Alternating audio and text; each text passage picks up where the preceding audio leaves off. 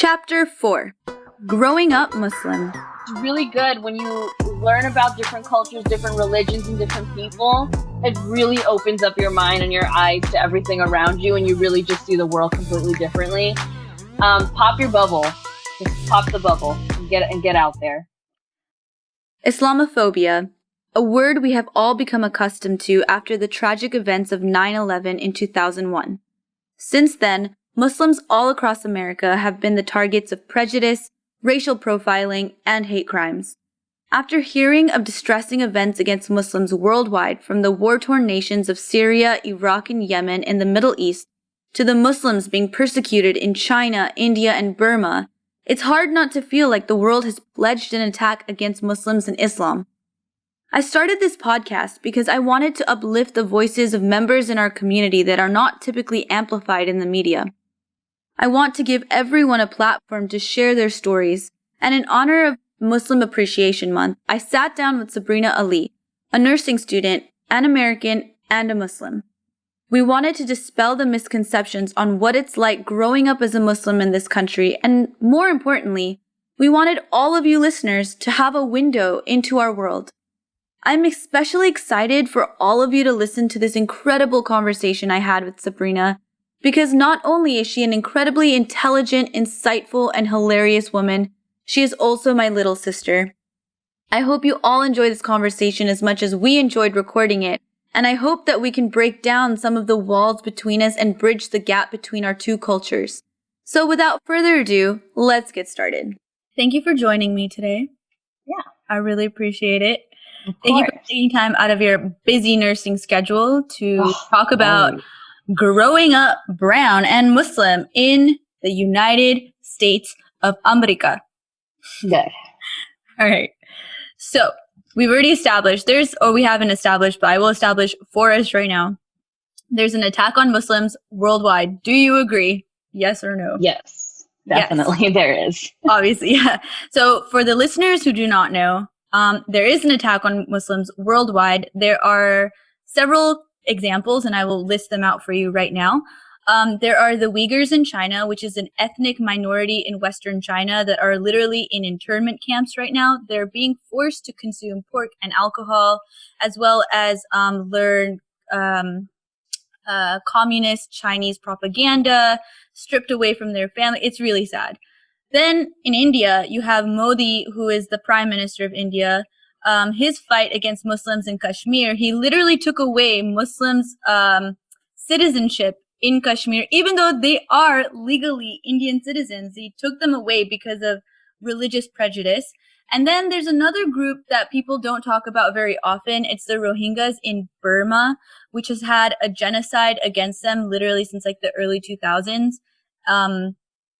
And they started up again in 2017, and there's like been thousands and thousands of people stripped from their homes. The military has been raping, pillaging, killing women and children and men, and it's just really sad.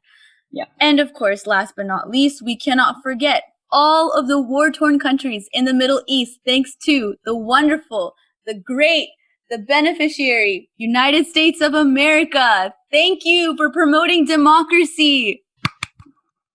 For those of you who can't tell, I'm being totally sarcastic.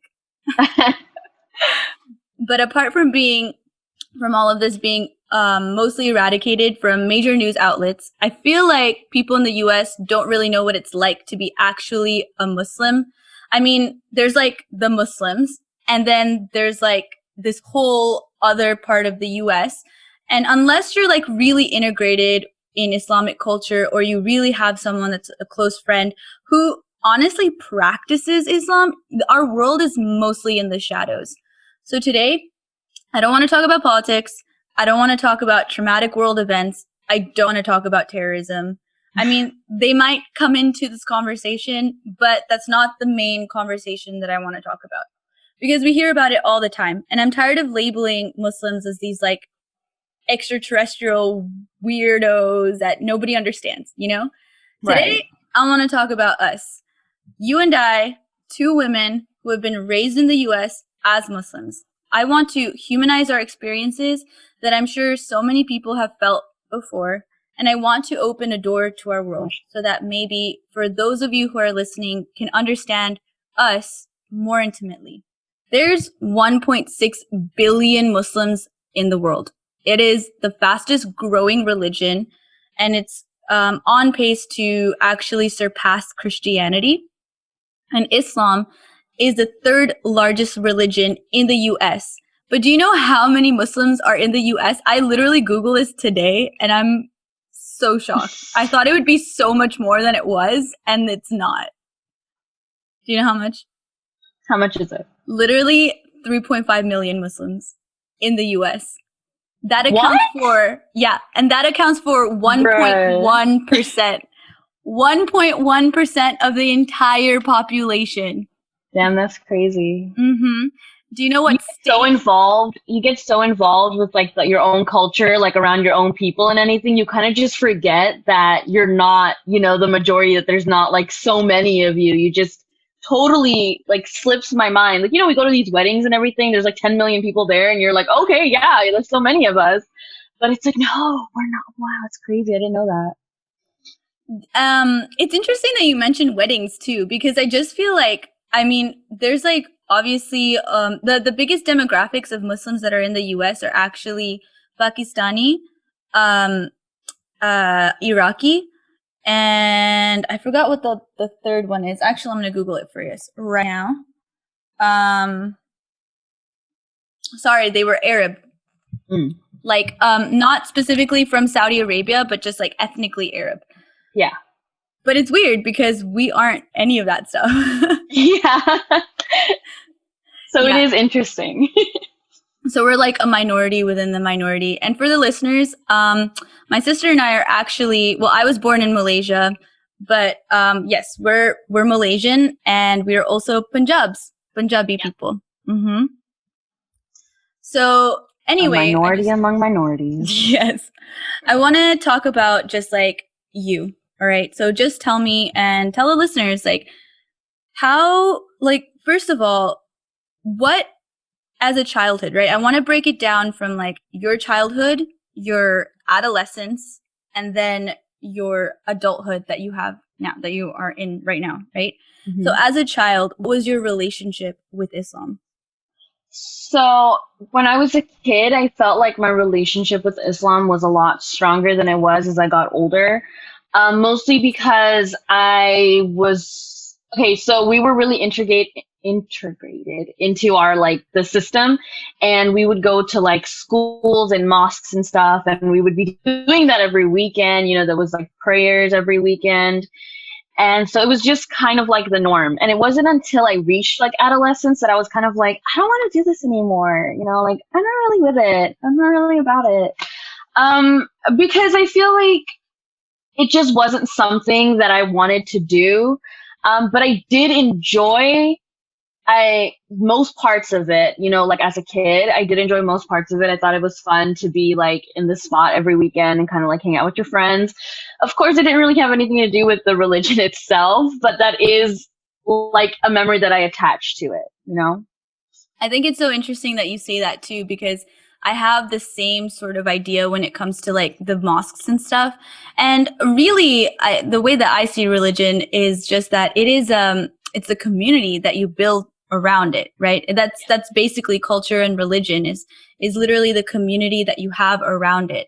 So there are pockets of Muslim communities all over the US. There's mosques everywhere, and there's people that just go there for just the same as Sunday school.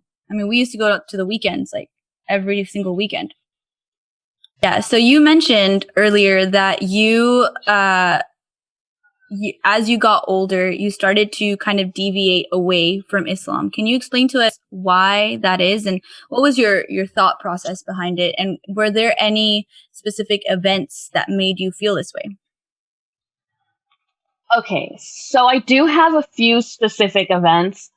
Mostly as I got older, I kind of just started to build an identity separate from the one that was kind of like given to me as a child, and I noticed that I didn't like a lot of the things that I was being taught. Not that they're necessarily wrong or anything. I just it just didn't feel like, oh, this is who I am. And the things that really changed how I felt about it was that, I know we said we weren't really going to talk about it, but I do have to bring it up because it is like, it's No, important. feel free to bring up whatever Yeah. is, you know. When I was a kid, I went to a predominantly white school. And so all my classmates were white, all my teachers were white. There was a lot of like microaggressions. There was a lot of like racism that I didn't really realize was any of that until I got older and like, oh, I remembered that that happened. But I remember those like very specific memories. Like every 9/11, you know, they would be like, okay, we're going to have like a moment of silence for the people that passed. And, you know, it was like a somber kind of moment.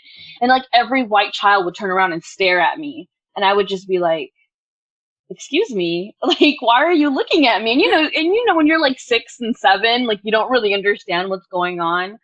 I heard at 8, but it was about maybe 8 or 7, I heard someone scream at my mom that she's a terrorist. And we were in downtown, you know, shopping for clothes, and they screamed that at her, and I didn't know what they were talking about, but she just kept walking, you know. She's a very strong woman, and I think it takes a lot of strength to keep walking away from that, because I know me as an adult now, I would have decked him. I mean, we're just different people, but I just going. Because like that thinking, like remembering that, like that memory coming back to me, like sparked so much anger inside of me, you know, and it made me not want to identify with it because I never wanted to be like targeted or attacked for it. And as I got older, I started to, in like the past year, I've started to try to be closer to Islam again and kind of like relearn my religion and find my spirituality, you know, things like that. I started wearing my hijab more and everything. And the second that I did, those microaggressions, those things came back. And I was like, wow, that was like a complete like 180. Like, you know, I was like, I haven't seen this in years. And then now suddenly it's back. And I was just like, this is why it kind of just triggered everything. And it kind of just triggered why I kind of stopped and why I didn't want to be a part of it, was because I didn't want to be attacked for something that, you know, you shouldn't be attacked for at all. Did you feel like afraid? Did you feel afraid to show the Islamic side of you?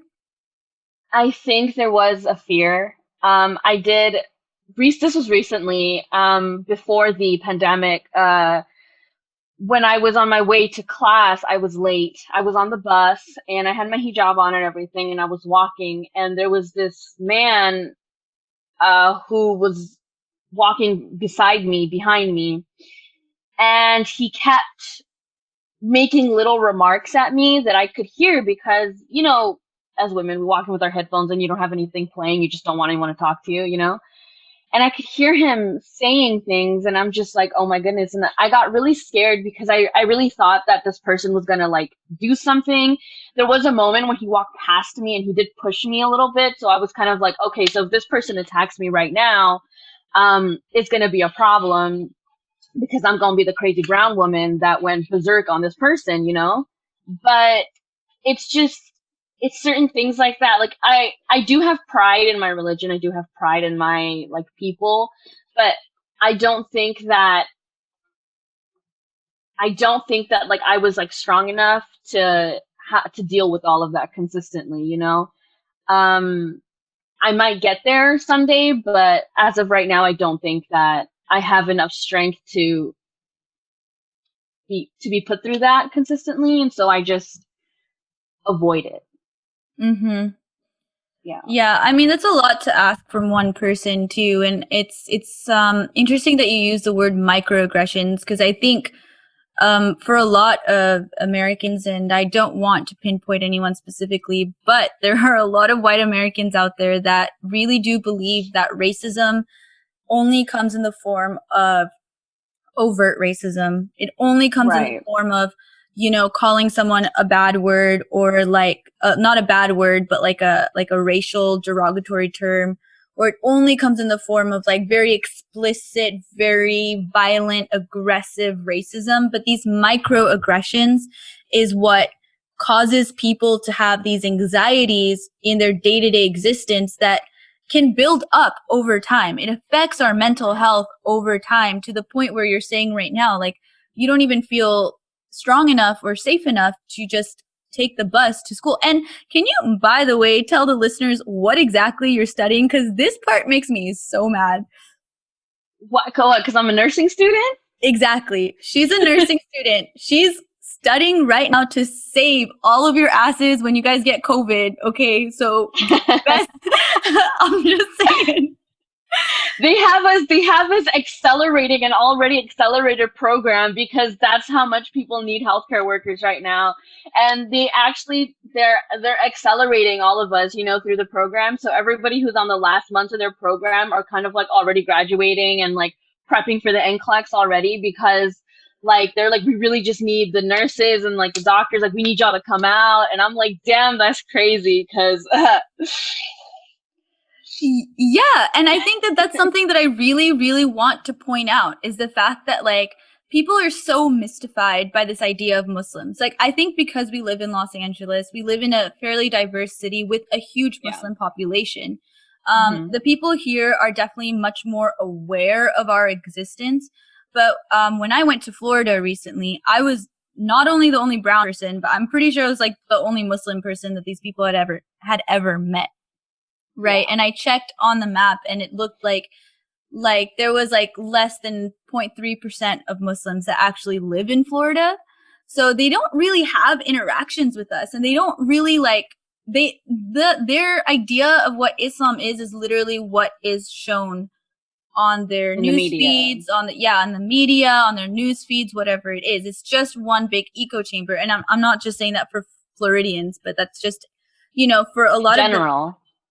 Right. A lot of the Midwest. And I think, again, when I looked at the number, 3.5 million Muslims in the US, we have a population of over 300 million people.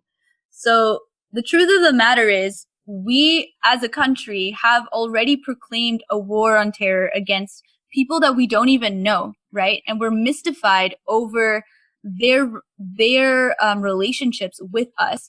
But there are so many Muslims like you who are going to school, living average, normal, everyday lives, learning nursing, like a very, what's the word I'm looking for?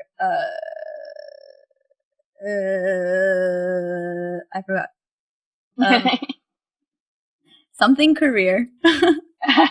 A career that's a very giving career, a career that helps people, right? And then you have some of my favorite people that I'm seeing now, especially they've been coming on the rise, are politicians. Rashida Tlaib, you see Ilhan Omar, Abdullah Sayed, and then the journalist Mehdi Hassan. Like those are all prolific people that are coming up into the world. And I think that it's amazing that the internet and social media and just the ability for people to create personalized content has allowed us to really become more at the forefront of the conversation, which is what I feel is really important because these changes, these microaggressions, these relationships that we have with average everyday Americans won't change until they understand where we come from.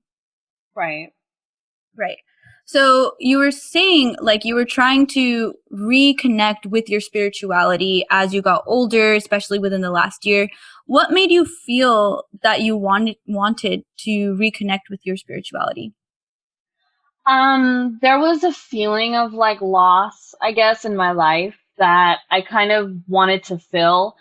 But I thought that learning about, different like traditions, different cultures, different things like that, it does help. But the thing that's kind of ingrained in like my heart because it's ingrained in my childhood, because it's a huge part of somebody that I love most in the world, my mother, I went back to my roots and I went straight back to Islam and just like relearning everything and like reconnecting with like Allah and prayer and everything has been really uplifting for me personally. It is still a process because I did spend the last like 14 years of my life, like honestly not giving a shit about anything and definitely not giving a shit about religion. So it was kind of like just relearning and adjusting to the things that I would have to do as like a practicing Muslim. So it's a little hard trying to get back into the groove of it, but it has been rewarding, I think. Yeah, I feel like this is something that a lot of people have been going through. I mean, I myself personally have also been going through my own spiritual journey, but I have a very different relationship with our mother than you Yes. do. And I feel like because of that relationship, not that it's a bad one, that I felt more disconnected with Islam. Yeah. And I go back to Islam as sort of like the base of what faith is. And it's not so much the idea of Allah. It's not so much the traditions of Ramadan, Eid, Hajj, or Yeah. anything like that. But when I think about religion, and I would assume that this is how many people of faith feel when they think about religion, is how we felt when we had and did certain things. Like I Yeah. remembered waking up early in the morning when we were younger for Sehri, right, during Ramadan and stuff. And that felt good. That felt like a community. That felt like something that was good. And I always associate that with spirituality. And I think that Yeah, in for that sure. way, I think in that way, Islam does provide people that sense of clarity of community and spirituality. It's something that can be so beautiful if you just give it a chance, you know? Hmm. Um my I wanted to ask you as well. So growing up, how I felt growing up in the States, I always felt that there were two sides of me. It's not Hmm. like they were opposing sides and it just was like water and oil. Like they didn't seem to cohesively mix. There was the Western side where I had cultivated ideas of freedom and liberation. And these ideas can be very bold next to what is Islamic values, right? Which some people might say is like more antiquated because it's more traditional in that sense, you know? And it has been a challenge for sure to try to find the balance between the two. And I kind of want you to expand more about your journey in just trying to find the happy medium and the peace between the American side and then, you know, the Muslim side. Not that they're mutually exclusive, but So that has also been a journey for me. I kind of disconnected from the community at a younger age, and I kind of just slipped away from that because, I didn't really like the people. I didn't like the vibe. So, all I had growing up was like my American side, versus what was in my family. But as like an adolescent and everything, the schools that I went to, first it was predominantly a white school, so that already was just a lot. Definitely not something that was great for my young mind trying to figure everything out. But as I got older, when I went to middle school and high school, I was surrounded by more like-minded people. I was surrounded by more of the Hispanic community and the Black community, which I felt more close to because I felt like they understood me more.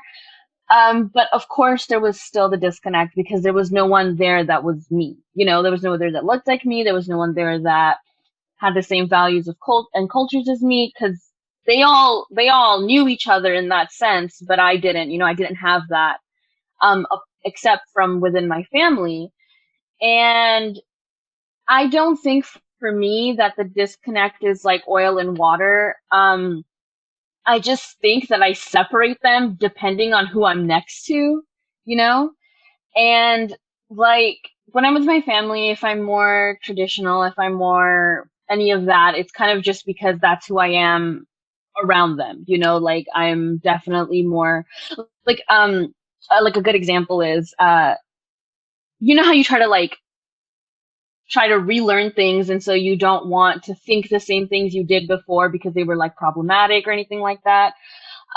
So an example that I have is that when my fiance and his family came over to our house, for like a meeting and everything to talk about like weddings stuff, things like that. He's Mexican, so already there's a huge disconnect between my family and his. And he also doesn't really have religion. His family is Catholic, but he doesn't really have religion, so there's a very much a divide.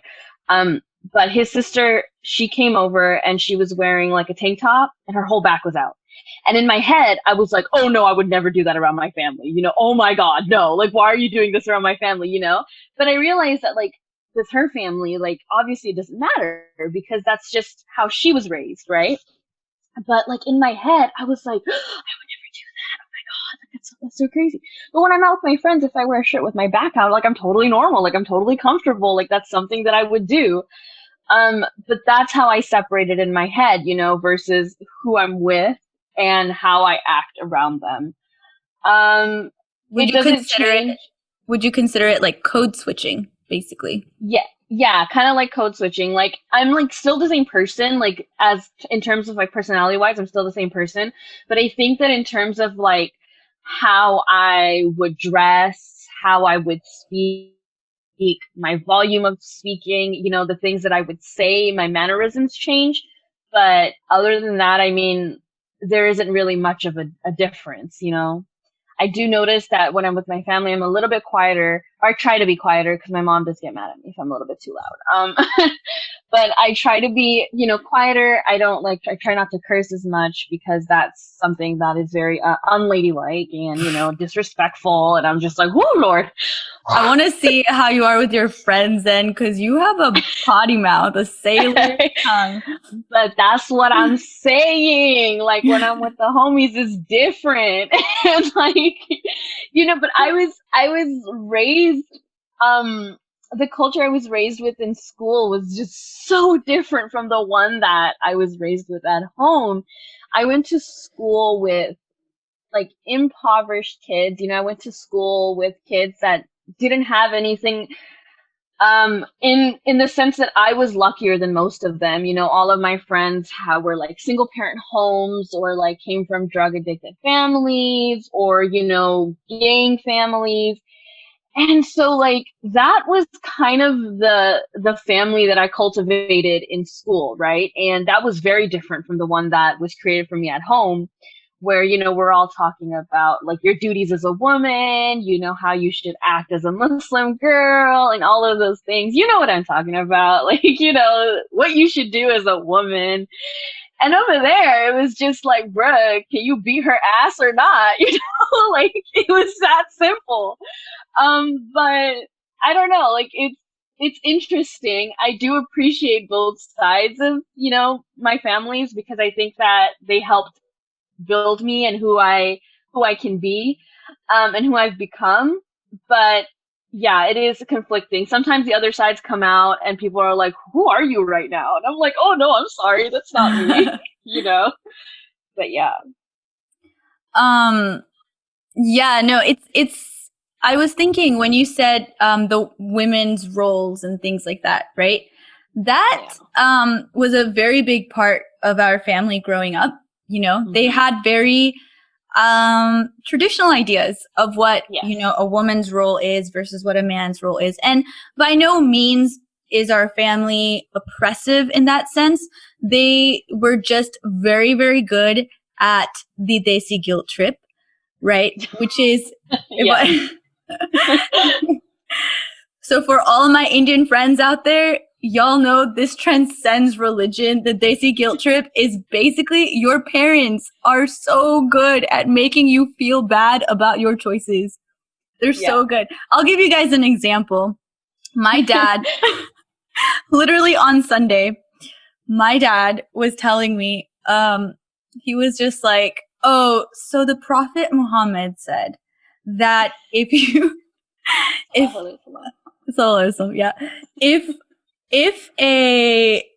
a couple, a married couple has a girl and she gets married, then her parents are guaranteed a place in Jannat, which, by the way, Jannat is just Arabic for heaven. And I just, it just got me so heated because I was like, why are you putting this on me? If you want to go to Jannah so bad, go and pray or something. Like, this is not my responsibility. It's not.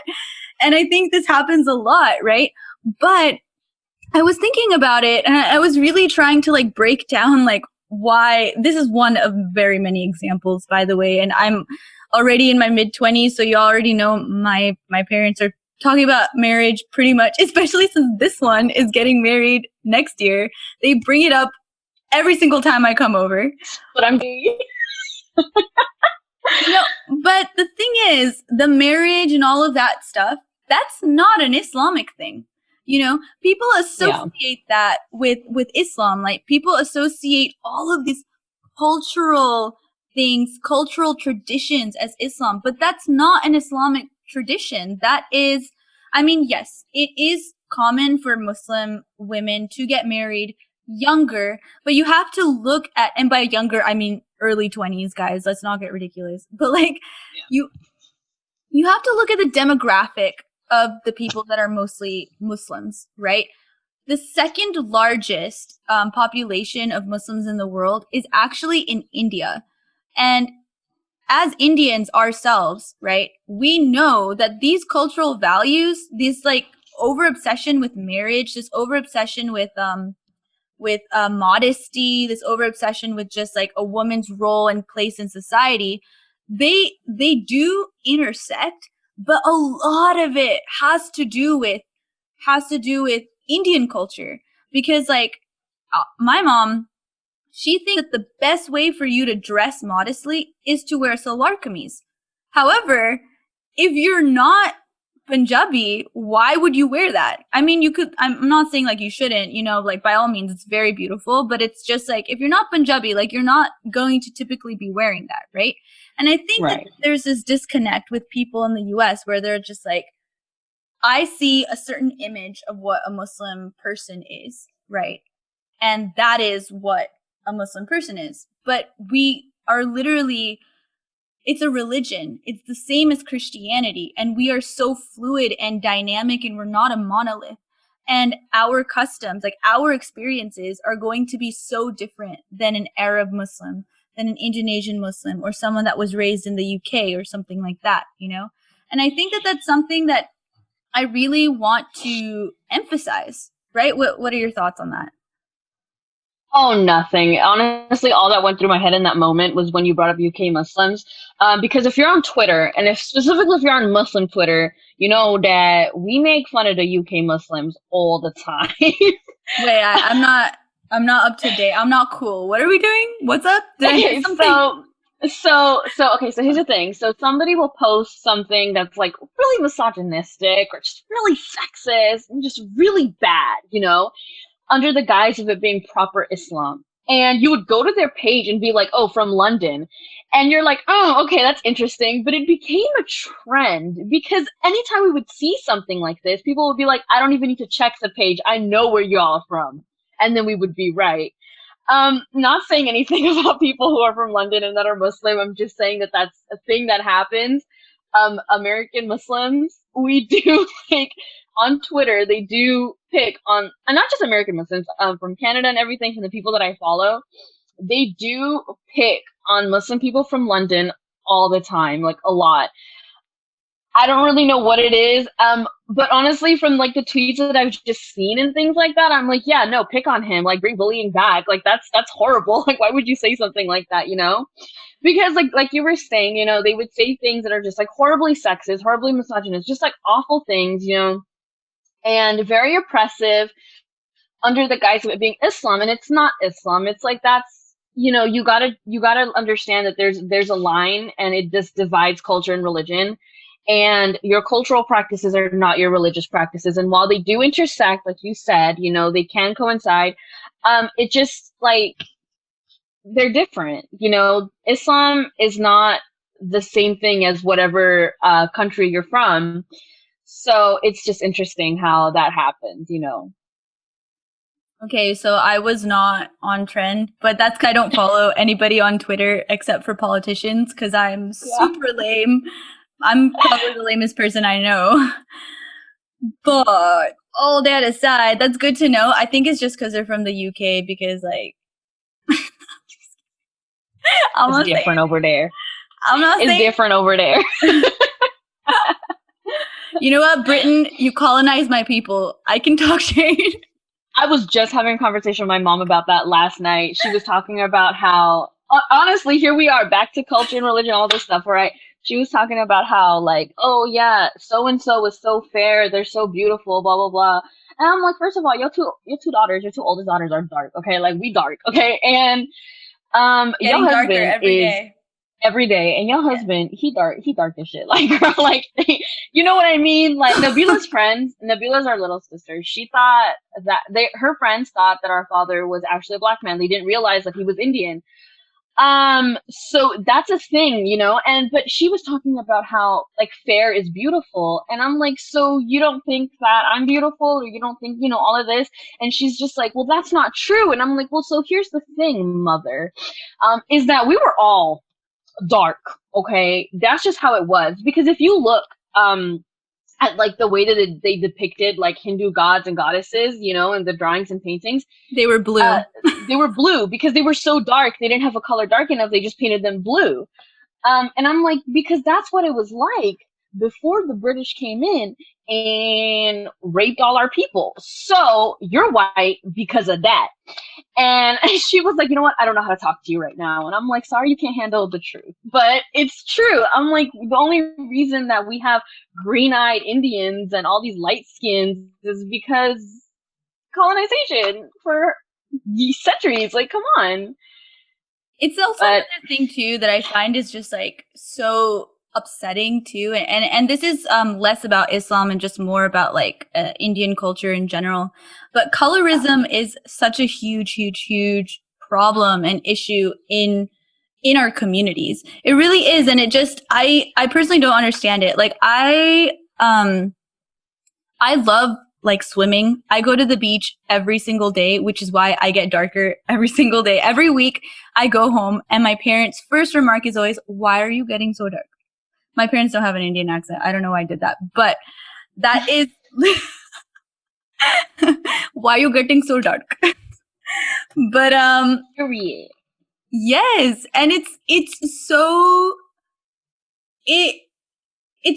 weird, and I want to bring this back again to just the Western and Eastern ideologies, Western and Eastern cultures like this. I think I haven't been able to find a happy medium yet, because I find that these two things are so conflicting. And I think perhaps the reason why I haven't been personally able to find a happy medium between the Western and Eastern cultures, and I'm not saying that colorism does not exist in Western cultures, because we have racism, so that's, pretty much the same thing. But it's because I feel like I'm more prone to reject Islam, or more prone to reject the traditional sense of Islam. And I can't tell you exactly why, except for the fact that I have been very involved with, I minored in religious studies in school, which was like very weird for an engineering student. But, I wanted to know more about my culture. I wanted to know more about my people. And I did learn that there's so many different kinds of Muslims. Like Sufis, they consider themselves Muslims, but they have wildly different cultural traditions than Sunni Muslims do. And when people and also I think this is another thing too, is people don't realize that there are different denominations of Islam. We have Shiites that are mostly found in Iran. We have Sufis that are mostly found in Afghanistan, Pakistan. And then we have Sunnis that are the majority. They make up about 90% of the Islamic population, right? Our families are Sunni Muslims.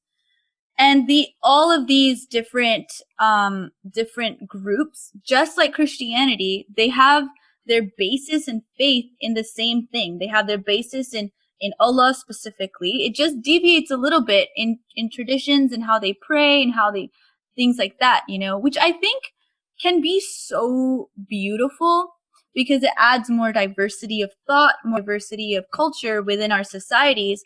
But then there's also this interwar between Muslims themselves, right? Which we don't see that much in the US because there's so little of us. But if you go abroad, you go abroad, you definitely see that there is, like, I mean, I guess you don't even really have to go abroad. You just talk to any Indian person that's Muslim here. They'll be like, yeah, no, those Sufis gotta go, Yeah. you know? And I think, like, how are we supposed to have people, like, accept us, right, into their fold when we cannot even accept each other? I mean, I don't really agree with you there, just because, there's so many different types of people, and we can be accepting of them even if they don't fit what we deem as normal or whatever. And I think that I don't think that it's up to us to make people accept us. I think that as human beings, we just need to get off our, like, get out of our asses. You know what I mean? You have so much hatred in this world over literally nothing. Like, there's no reason for us to hate each other the way that we do, and it's ridiculous. And I don't think that, we need to be like, yeah, well, if we to fix this inside and, be like, yeah, we got to come together because that's what's going to help. I think that people just need to get out of their asses. I do think that people just need to learn, even if it's just a little bit about the religion, just a little bit about the culture. If they just broaden their horizons a little bit, people could become a lot more accepting, but they don't want to educate themselves. They don't want to learn about anything. And so that's why we have so much hatred. I think that people just need to learn to be more accepting. Like, there's nothing wrong with a person being who they are. Like, this is what they grew up with. This is what they learned. Unless, like, you're hurting other people and your ideologies are hurting other people, like, just be who you are, I mean, yeah, I totally agree with that. I had a very good thought and it just slipped my brain because it's so hot. Dude, oh my God. 90 degrees in Los Angeles and we're crying. 95. I checked. Dude, okay. It was 98 yesterday almost, and I almost died. I was just like, no, that is unacceptable. That's not a real number. Ridiculous. Yeah, so I guess that's another thing too. Oh, I remembered what I was going to say, is that we are obviously also not only just Indians and Muslims, but we're also women. So we have a very different relationship with Islam and with how the world perceives Islam than I would say a lot of people. Like, for example, I am a couple years younger than our cousin, right, who went to the same high school as me. And he had a very, very different experience in high school than I did. Now, me as a conventionally somewhat attractive woman, right, I tend to get a lot less hate than a lot of other brown guys, for sure, just because, like, of the sexism involved. It's not anything great, but it's literally because of the sexism involved. But I remembered he told me that people called him a terrorist to his face multiple times. And I'm a little bit older than you, so obviously, like, after 9/11, that became a huge thing too, and our cousin was I want to say he was like 13 when 9/11 happened. So no, he would have been 8 or 9. 8 or 9. Okay, well, yeah, so he was still, like, not old enough to necessarily understand, like, what happened, but he was old enough to grow or to grow up in a society that had the fear of Islam, and Islamophobia was so rampant because it wasn't like 9/11 was devastating for every single American that lives here and abroad, like anyone. It's a devastating event when you have so many people die because of terrorism, right? But people don't realize that after that, there was a war in Iraq that the U.S. Initiated for weapons of mass destruction that weren't there. And millions of people died. There's a war in Syria that is happening right now because of fighting extremism, and millions of people have died. And then just at home, right here, there are millions of people that are being affected every single day, to the point where if my uncle is flying back to our home country, Malaysia, he has to plan ahead for a random security check when he goes to the airport, right? My other uncles, when they travel they're just driving. Like one of our uncles, he drives a truck, a semi truck, the big rigs, yeah, to transport produce all over the nation, and he has to bring his green card with him, all of his like legal documents with him, and all of that stuff that you wouldn't have to bring. Like normally, all you need is your California license, your commercial Class A license, and then you're good to go. And this kind of stuff happens all the time. And I'm not saying that women are free from this type of terrorism. I want to say this type of hatred, this type of domestic violence. But I think that we in America kind of face it a little less. Would you agree with my hypothesis? I do agree with it. But I also think it's because we're like heavily fetishized, right? And I think that's the reason that you don't see that as much, to the women. My uncle, one time I went traveling with him, right? We went driving in his big rig, and we were in the Midwest, and there was a couple of people there that were following us around the McDonald's. Like, he was getting us late night food because, we're hungry, and it was like really late at night, and we had finally parked. And they were following us around the McDonald's. And it was really scary for me. I think I had to be about 14 or 15 at the time. And it was really scary for me. But he was like, like, this happens all the time. Like, don't worry about it. Like, we'll be fine. Like, don't worry about it. Like, I got you. Like, all of that. He was trying to like make me feel safe. But I felt scared, not for me, but for him, because I'm not always with him. And like, not that I can protect my uncle or anything. I mean, he's a huge dude. This dude's like 6'5". That's a big dude. But it's that, he's alone whenever he travels all the time. And like, that scares me. Both two of our uncles are actually truck drivers. So that scares me to know that they're out there and that anything could happen to them at any time, just simply because they're brown men. But for my own personal experiences, I don't get that type of experience. I get a very different type of experience, and it's usually in terms of fetishization and sexualization. I get people coming into my DMs calling me spicy, and it's just like, ew, that's weird.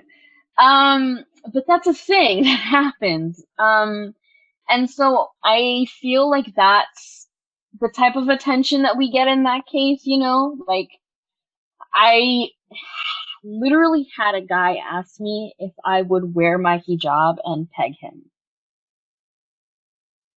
So, That's like that Mia Khalifa shit.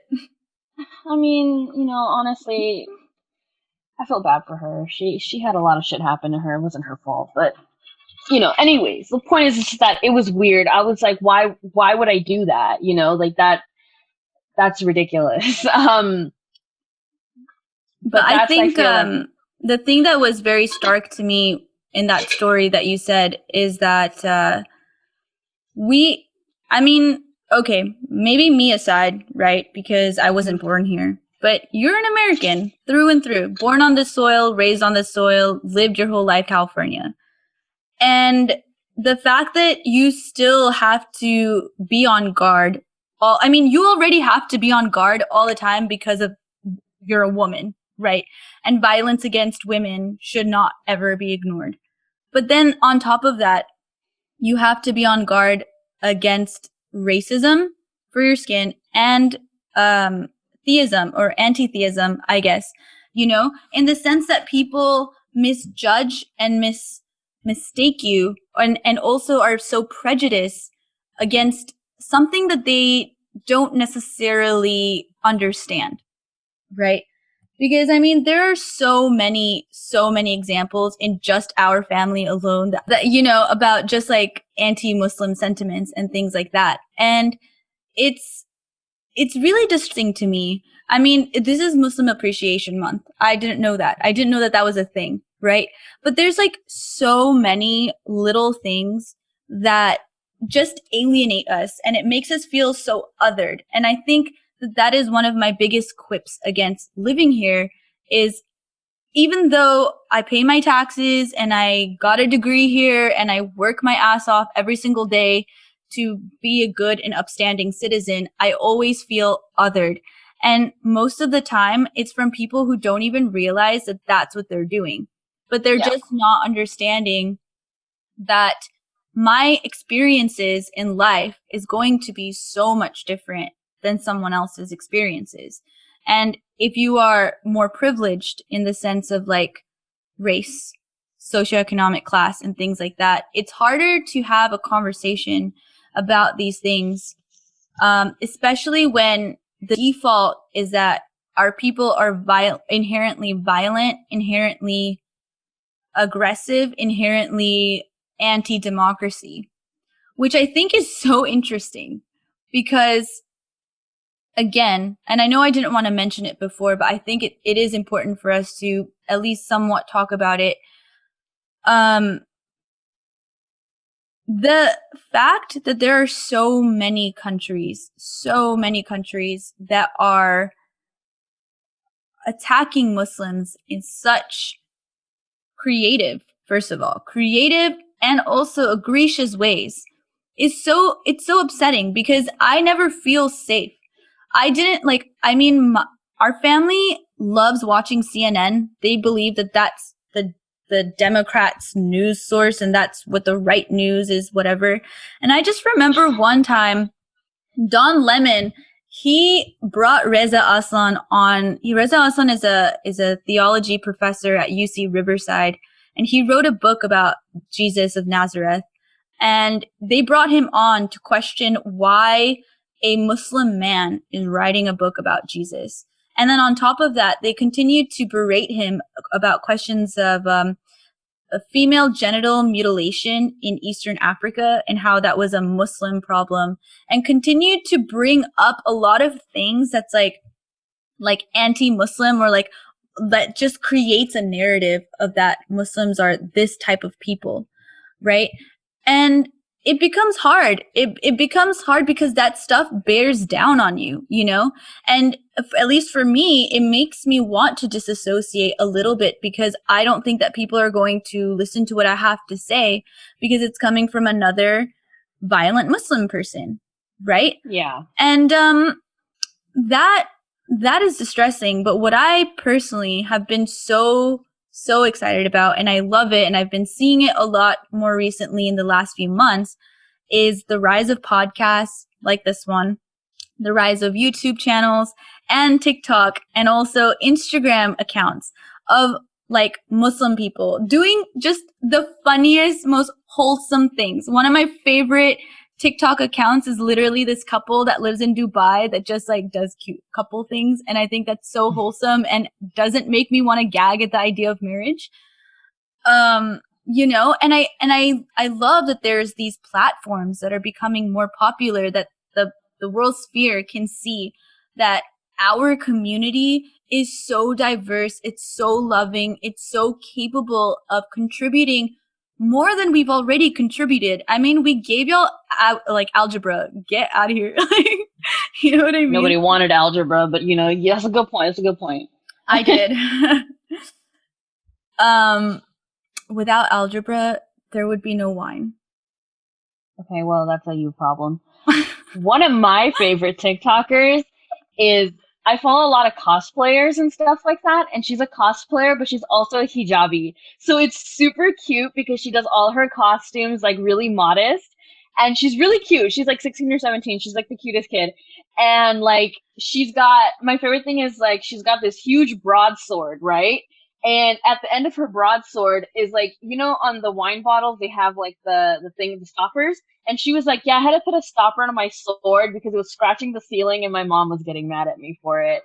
And it was like super cute. And I'm like, oh my God, I love her. And like watching her cosplays are really cute. So like, I totally get what you mean because I'm like, that makes me want to like put my hijab back on and just kind of like, do all of those things like over and over again. But, we'll see.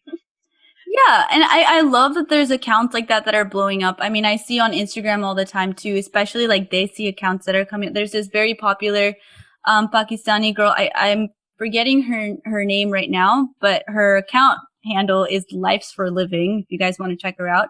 But she's like a fashion blogger, and it's like she just talks about Islam as if it's like the most normal thing. When Eid happened, she's like, oh yeah, we have 2 Eids in a year. Like one happened like last month. And then she like immediately corrected herself, like, or not immediately, but like 6 hours later, she's like, sorry guys, I wasn't paying attention. Like Eid was actually like 5 months ago or something. Quarantine's got everyone messed up. Yeah. But I mean, I really see, I feel hope for the future for people because I really think that just with the rise of independent media, this is literally the rise of independent media. That's what the internet, the gift of the internet, that's what they've given us. And I think, with that, we are going to be able to dispel a lot of stereotypes, a lot of prejudices, a lot of just like misconceptions of Muslims. And I hope that this podcast for all the listeners too has enlightened you guys that, you know what, we are all hot messes and we're all the same. It doesn't matter what God we pray to or what we wear, Yeah,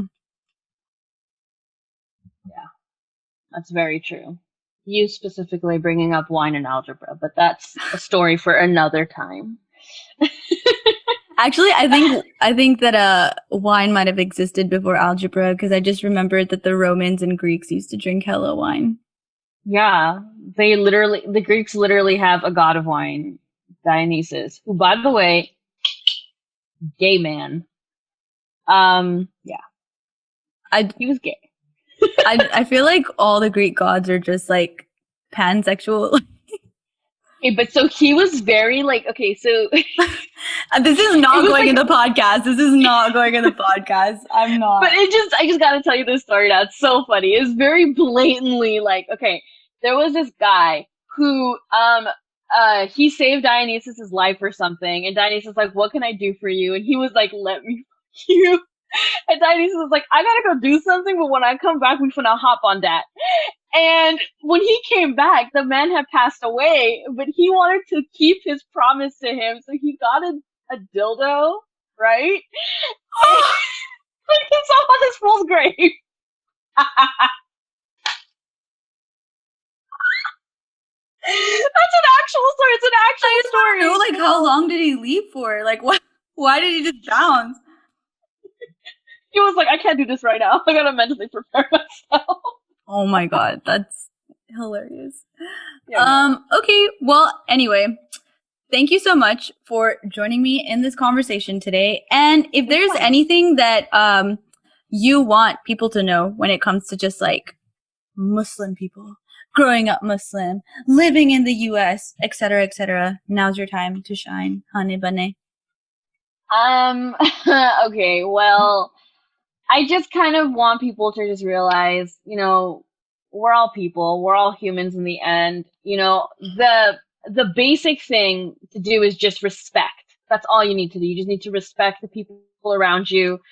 It doesn't matter who they are, what they identify as. It doesn't matter where they come from. You need to respect people. And like, if you don't understand, why they are the way that they are, educate yourself. Google is free. So educate yourself, learn a little bit. And I 100% am for like how my sister took a religious studies class, or how she minored in religious studies, go to college, learn some stuff. Like, honestly, it's a great experience. And it's really good when you learn about different cultures, different religions, and different people. It really opens up your mind and your eyes to everything around you, and you really just see the world completely differently. Pop your bubble. Just pop the bubble and get out there. And I want to also add that obviously after this pandemic is over, hopefully it'll end sooner, when mosques open up, look for a local mosque because they have so many different charity and they have so many different charity and community events, just like churches do, where you don't even have to be part of the faith to just join and follow and learn. And I think that you can find a mosque literally anywhere because a friend of mine found a mosque in Cali, Colombia, so you can find a mosque in the US. I'm just saying. You can find a mosque literally anywhere, like. Yeah, exactly. There's hundreds of mosques everywhere, and if you can't, there's a lot of different YouTube videos and stuff. I think just try to stay away from the sensationalized videos and topics and stuff, and try to come at the perspective from just an attitude of learning. And if you want, there are also Facebook groups and stuff for Muslim people that you can follow just so you can chat with ordinary people like my sister and I, which, like I wouldn't say everyone, but I think more often than not, people are more than willing to integrate you into their life if you are willing to be more understanding and accepting of the way that they are different. Which, is how the world goes around.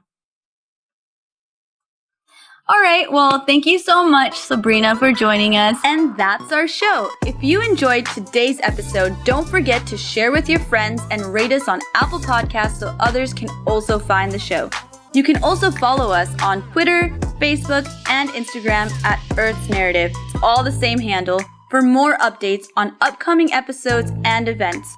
If you want to add your story to our narrative, you can DM us on Instagram or email us at earthsnarrative@gmail.com.